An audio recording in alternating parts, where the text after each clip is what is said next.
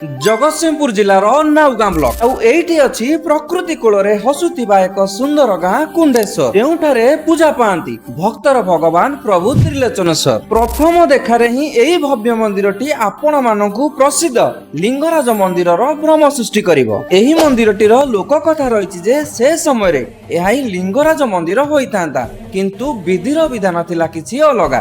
ସେହି ରାତିରେ ମନ୍ଦିର ପାଇଁ ଆସୁଥିବା ମୂଷାମୂଷି ମୂର୍ତ୍ତି ସଠିକ ସମୟରେ ଆସି ପହଞ୍ଚି ପାରିଲା ନାହିଁ ଏବଂ ରାତି ପାଇଗଲା, ଯାହା ଦ୍ୱାରା ଆଉ ଏହି ମନ୍ଦିର ଲିଙ୍ଗରାଜ ମନ୍ଦିର ହୋଇପାରିଲା ନାହିଁ। ତ୍ରିବେଣୀ ଅମାବାସ୍ୟା ଯାତ୍ରା ଏହି ପୀଠର ସବୁଠାରୁ ବଡ଼ ପର୍ବ ଭାବରେ ବେଶ ଜଣାଶୁଣା। ଆଉ ସେହି ସମୟରେ ଏହି ସ୍ଥାନର ଅନୁଭୂତି କଥା ତ କହିଲେ ନ ସରେ। ମନ୍ଦିରର ପରିସର ମଧ୍ୟରେ ଜଟେଶ୍ୱର, ବଟେଶ୍ୱର ଓ ସିଦ୍ଧେଶ୍ୱର ନାମରେ ଏଇଭଳି ଅନେକ ଛୋଟ ବଡ଼ ମନ୍ଦିର ଦେଖିବାକୁ ମିଳେ। ତେଣୁ ଜଗତସିଂହପୁର ଜିଲ୍ଲାର ଏଇଭଳି ଏକ ଅଲୌକିକ ପୀଠକୁ ସମୟ କାଢି ନିହାତି ବୁଲିଯିବା। ତା ସହିତ ଏହି ପୀଠର ଅଲୌକିକତା ବିଷୟରେ ଅନ୍ୟମାନଙ୍କୁ ସେୟାର କରି ଜଣାଇବା ସହିତ କମେଣ୍ଟ ବକ୍ସରେ ନିହାତି ଟାଇପ କରିବା ଜୟ ପ୍ରଭୁ ତ୍ରିଲୋଚନେଶ୍ୱର।